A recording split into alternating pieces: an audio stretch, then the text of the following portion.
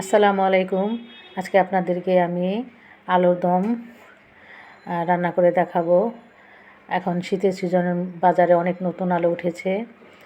তো আপনারা এই নতুন আলু দিয়ে কীভাবে আলুর দম খুব সহজে বানিয়ে নিতে পারেন সেই রেসিপিটা আজকে শেয়ার করতে এসেছি।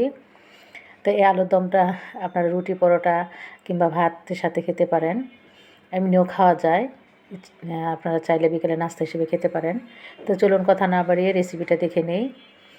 প্রথমে আমি চুলায় একটি প্যান বসিয়ে দিয়েছি। প্যান গরম হয়ে গেলে পরিমাণ মতো সয়াবিন তেল দিয়ে গরম করে নিচ্ছি তেলটাকে। তেল গরম হয়ে গেছে, এখন আমি পরিমাণ মতো পেঁয়াজ কুচি দিব।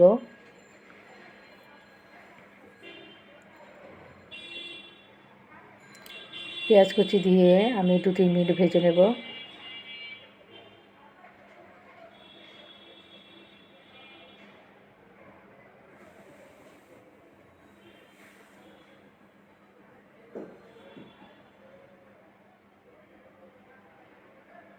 পেঁয়াজ কুচি 2-3 মিনিট ভেজে নেওয়ার পর এখানে আমি স্বাদ অনুযায়ী লবণ দিয়ে দিলাম।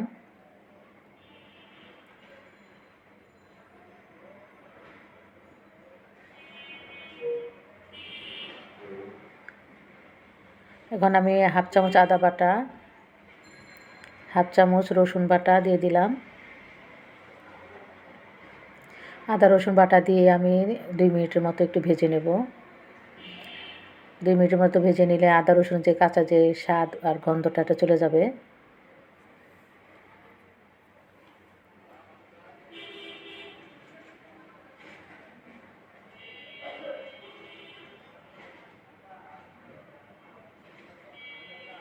এখন দিয়ে দেব একটা টমেটো, বড় একটা টমেটো আমি পেস্ট করে নিয়েছিলাম, সেই পাকা টমেটোটা দিয়ে দিলাম। এখন দিয়ে দেব গুঁড়া মশলা, এখানে হলুদ গুঁড়া, মরিচ গুঁড়া, ধনিয়ার গুঁড়া, জিরার গুঁড়া পরিমাণ মতো দিয়ে দিলাম।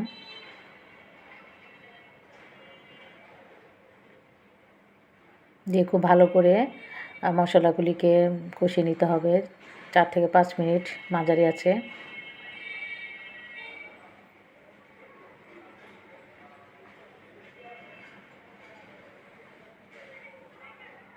মশলাটাকে 4 থেকে 5 মিনিট আমি খুব ভালো করে কষিয়ে নিয়েছি সমস্ত কিছু।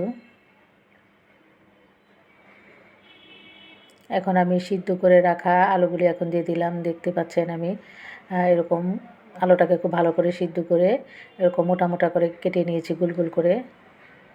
এখন সেই সিদ্ধ করা আলুগুলিকে দিয়ে দিচ্ছি।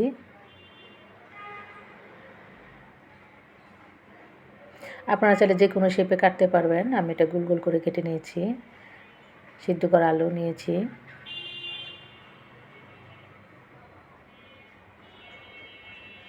আলুগুলি দিয়ে খুব ভালো করে মশলার সাথে মিশিয়ে দিচ্ছি। এখন চুলার আঁচটা মাঝারি থেকে লো করে 4 থেকে 5 মিনিট আমি মশলার সাথে আলুগুলিকে একটু ভাজা ভাজা করে নেব। এখানে কোনো পরিমাণ পানি ব্যবহার করব না।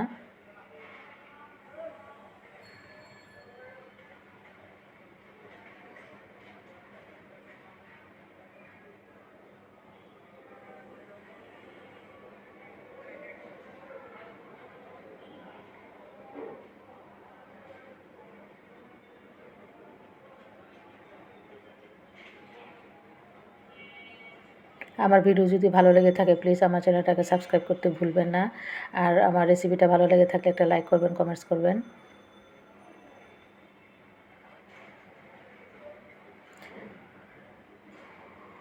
এখন অল্প পরিমাণ ধনিয়া পাতা কুচি ছড়িয়ে দিলাম, দিয়ে 1 মিনিটের মতো নাড়াচাড়া করে নামিয়ে নেব।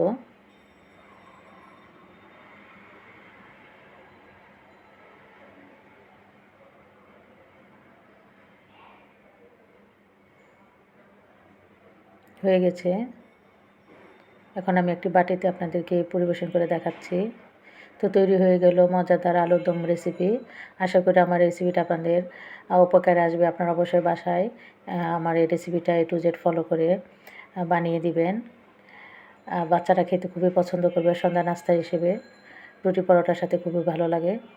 তো সবাই ভালো থাকেন, সুস্থ থাকেন।